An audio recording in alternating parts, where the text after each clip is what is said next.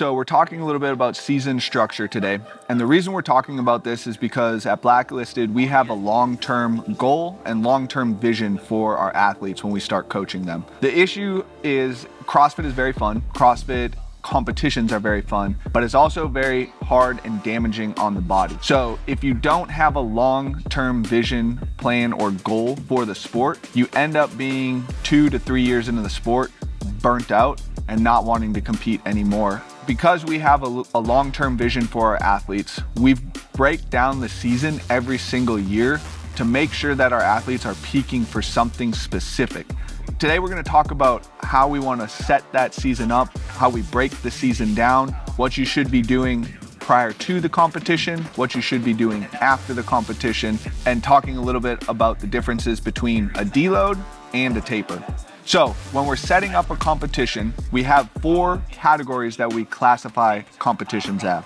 We have our local competitions, online qualifiers, national/international competitions, and then we have our open, quarterfinals, semi-level, and games competitions. So we kind of lumped that all into one because it falls under the CrossFit Games season. What a local competition looks like is something that is typically at a box. It is in your hometown, home state. These are typically 1-day competitions. Sometimes they might extend out to 2-day competitions. Qualifiers. So these are something like a Fittest of the Coast would be a qualifier that you're prepping for. Wadapalooza qualifiers, Fittest Experience qualifiers. They lead to something that's a little bit more national, international, or something that's generally in the December, January timeframe prior to the Open. Then we have our national, international. Typically these do have the qualifiers for them, but this is something like your Fittest Experience, Wadapalooza, Granite Games back in the day, where you have people from all over the country traveling to come to them. And then we have our open, quarterfinals, semis, and games. You guys are very familiar with that and that whole structure. So when we're setting up a season, we want to have a specific competition that we're prepping for, and this is going to be what we call your peaking competition. It's the competition that you have at the highest spot in your mind, and it's the most important competition for you. That typically ends up being open, quarterfinals, semifinals, or the games for a lot of athletes. The next thing we're going to do is we're going to go to one national or international competition, and this includes a qualifier. So this is something like we just talked about, Fittest Experience, Wadapalooza, Strength and Depth, German Throwdown, one of those competitions that typically take place in January timeframe, with a qualifier in the fall. Then you guys can do anywhere from 1 to 3 local competitions. We'll call these off-season comps. This helps keep the fun in the sport. It helps kind of find new things that you might need to work on. Also allows you to kind of work out with some of your friends, keeping the fun again. And you can also use it as a little bit more of like a training stimulus than an actual competition. The reason we're only choosing 1 or 1 to 3 of these is it sets our season up so that we can have 2 to 3 months to prepare for these competitions where we have high upswings and then time off to reset and recover. 3 local competitions will give us 2 to 3 month training blocks if we set that up while still having the open, quarterfinals, or semifinals to prep for. Pre-comp is different for every single one of these competitions. Before our local competitions, we're gonna do what's called a mini deload. We have a deload and we have a taper. A taper is more for a peaking purpose. A deload is to let the body rest and recover. Tapers are for your big event in the year, and deloads are a little bit more for your local competitions. So for the local competition, we're gonna have a 1 to 2 day deload. So if you're competing on Saturday, Sunday, we'll start your deload on Wednesday, finish it on Friday, and then you're competing on Saturday and Sunday. If you have more of a qualifier, we'll start your deload on Monday. Workouts are typically released on a Thursday or a Friday. And then prior to that international or national competition, we'll start your deload a week out.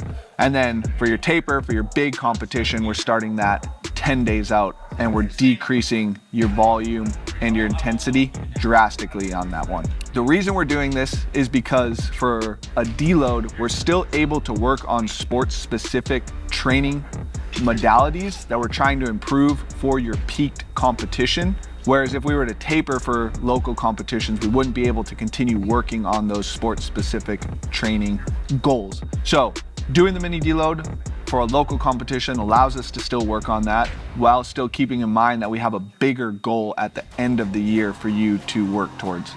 The tapers, if we were to taper for everyone, we would deload you. We wouldn't necessarily get a lot of that training stimulus in. We've already worked on what we're trying to improve for the sport, so we don't want to taper you for every single competition. The other thing that we'll probably do for something like a national level or international level competition is practice the workouts prior to that competition. Because these competitions are typically later in the season, we want to be as prepared as possible and treat it like if we were going to compete at our end competition. This is super important for semifinal athletes as they can really test the waters against the field that they'll be competing at. So we want to keep them primed and ready and peaked as possible without peaking them for that national level competition. We don't necessarily always want to do this for local competitions because there might not be a specific training goal or a higher level competition at those local comps. Now, this is the tough part for a lot of people, is taking the time off after our competitions. This is super important to allow the cortisol levels to recover, to allow your epinephrine levels to recover, to allow your testosterone levels to reset without overly stressing the body, because if we just keep training through that, our body is going to be destroyed. So this is how we structure our post-competition recovery. For local comps, we're going to take 1 to 2 days off entirely, and then we'll probably throw a class workout in there for the third day, have you get a little bit more fun in the gym before you get back into serious training. For qualifiers, we're taking 2 days off entirely, and then we'll throw likely a class workout in there as well. International or national level competitions, we're taking 3 to 4 days off. We'll avoid class workouts on this because typically international and national level competitions are closer to the start of the season. We really have to be very fine-tuned into what we're doing leading into open, quarterfinals, semifinals. And then our last one is our peaking competition. And after this one, our off season will start. So we're taking 7 to 14 days completely off. That means not coming into the gym, which I know sounds psychotic for a lot of you CrossFitters out there, but this is what you need to do in order to keep your body healthy and keep you competing in the sport for 5, 7, 10 plus years down the road. The other thing that we wanted to mention is, this ties back into choosing those local competitions. Your volume should increase gradually over the course of the year. So we don't want to start the year off going into 3 a days right off the bat or 2 a days right off the bat. Over the course of the year, we want to layer those in slowly so that your peak volume comes about 3 months out or 6 weeks out, depending on the athlete, from your peaking competition.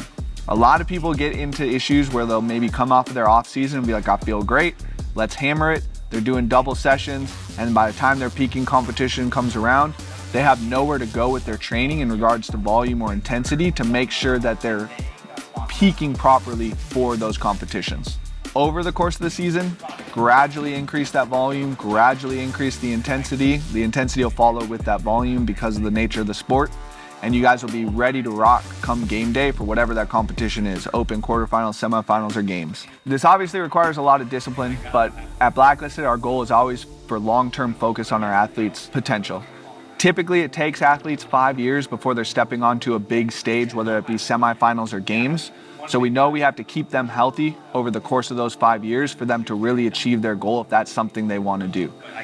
This doesn't mean that it's also going to take rather long to reach your goal if you're trying to qualify for quarterfinals or qualify for a specific international level competition if you don't have the genetic makeup to be a semifinal or games athlete. You still have goals, you still want to be competitive, it's still going to take you a significant amount of time to reach those goals. And with the nature of the sport, it's constantly varied, there's a lot of modalities in it. We have to take the time to build those modalities properly so that you can be able to compete at those high level competitions or the level that you want to be competing at. All right, so just to recap, we classify our competitions into 4 different competitions: local, qualifiers, national, international, and then games season. Seasonal structure, we want to have 1 competition that you peak for, 1 international or national level competition that has a qualifier in it, and then 1 to 3 local competitions pending on the athlete. After the competitions, local, 1 to 2 days off, qualifier, 2 to 3, International, national, 3 to 4, and then peaking competition is a full off season, 7 to 14 days. Hopefully this helps you guys out to give you guys an idea of how to properly structure your season and allows you to kind of think a little bit bigger picture in regards to CrossFit. We want to take the time off. We need to let our bodies heal. Our seasons need to be structured if we want to do this for a long period of time and achieve our goals, as most people achieve those goals within a 5-year window. So if you guys need help on this, please reach out. We would love to be able to help. This is kind of our specialty, is getting athletes to compete at the level that they want to compete at over a period of time. And our coaches are very dedicated to this process. So hopefully this helps. Catch you guys next time.